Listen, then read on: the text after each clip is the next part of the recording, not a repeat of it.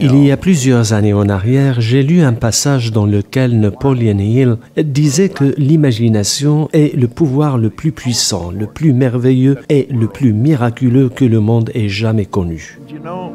Vous savez, une personne ordinaire utilise son imagination quand elle l'utilise contre elle-même. Elle imagine ce dont elle ne veut pas. Elle imagine des problèmes survenir.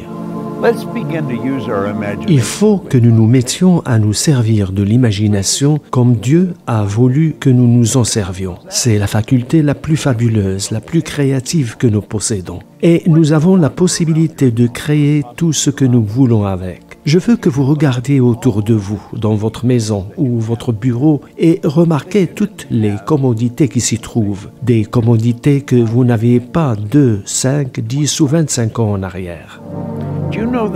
Savez-vous que chacune de ces commodités, sans exception, a d'abord vu le jour dans l'esprit d'un individu, dans son imagination? Vous pouvez, voyez-vous, utiliser votre imagination pour aller dans le futur et ramener celui-ci dans le présent. C'est ce que font les gens qui réussissent bien. Ils voient là où ils veulent aller et puis ils agissent comme le ferait la personne qu'ils veulent devenir. C'était le conseil que donnait William James de l'université de Harvard. Il parlait de la technique de l'acteur. Il disait « Agissez comme le ferait la personne que vous voulez devenir ». Comment faisons-nous ça? Vous utilisez votre imagination, bien sûr. Voyez-vous, c'est un phénomène étrange, mais nous utilisons très bien le plus beau cadeau qui nous ait été donné jusqu'à l'âge de 4 ou 5 ans, probablement. Les enfants utilisent leur imagination pour forger de merveilleuses images dans leur esprit. Mais ensuite, ils rentrent à l'école et boum, ça s'arrête, comme ça. Et alors, on dit de ces enfants qu'ils ne font pas attention, que ce sont des rêveurs. En réalité, ces enfants ne font qu'exercer une faculté mentale phénoménale. Voyez-vous, nous pouvons voir, entendre, sentir, goûter et toucher. Ces sens sont là pour notre bienfait physique. Tant que nous vivons dans un corps physique et que nous interagissons avec un monde matériel, nous utiliserons nos facultés sensorielles. Mais je possède, voyez-vous, 2 ou 3 chiens qui ont eux aussi ces mêmes facultés sensorielles. Nous, les humains, avons des facultés bien supérieures. Nous avons la perception, la volonté, la mémoire, l'intuition, la raison et l'imagination. Ce sont de merveilleux outils. Nous pouvons prendre notre imagination et forger une image dans notre esprit représentant la manière dont nous voulons vivre. Faites abstraction de votre réalité actuelle. Ne laissez pas vos résultats présents faire obstacle à votre imagination. Contentez-vous de vouloir ce que vous voulez, et c'est grâce à votre imagination que vous pouvez le faire. Tout ce que nous avons, y compris la caméra devant laquelle je parle maintenant, a d'abord vu le jour dans l'esprit d'un individu. Pensez à notre monde et comment il a changé.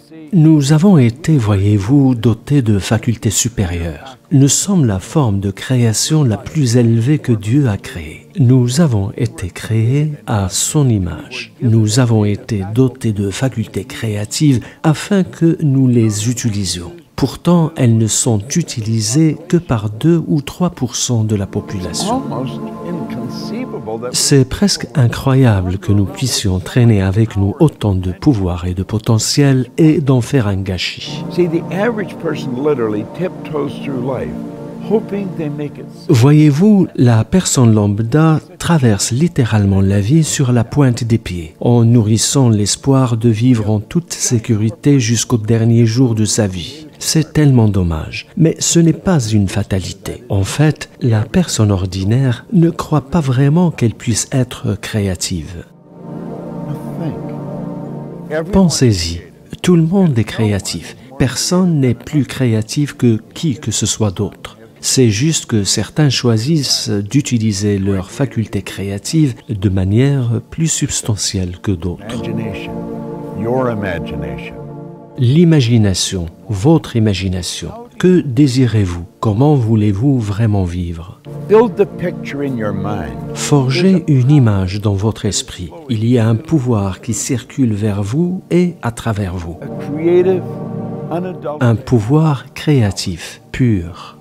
It can be photographed. Un pouvoir qui peut être photographié en train d'émaner de votre corps. Dans les années 30, Semyon Kirlian, un photographe russe, a perfectionné une forme de photographie qui permettait de voir l'énergie émanant du corps d'un individu. Well, that energy flows into your mind.